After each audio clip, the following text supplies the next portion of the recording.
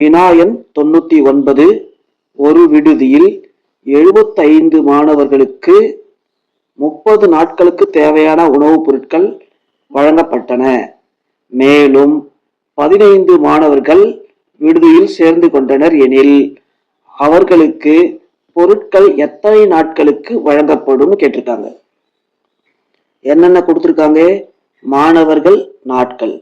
மாணவர்களை எக்ஸ்ன்னு வச்சுக்கலாம், நாட்களை ஒய்ன்னு வச்சுக்கிறோம். 75 மாணவர்களுக்கு 30 நாட்களுக்கு தேவையான உணவுப் பொருள் உள்ளது.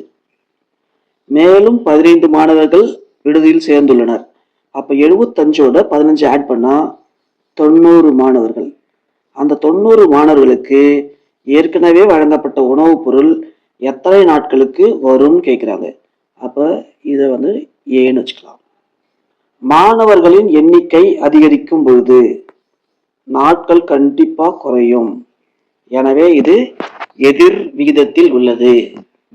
அப்ப எதிர்மாறல் அல்லது எதிர் விகிதத்துக்கான formula x y is equal to மாறிலி.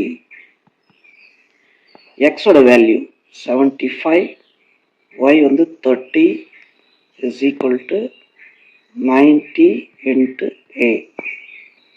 இந்த 90 மல்டிபிளா இருக்கு.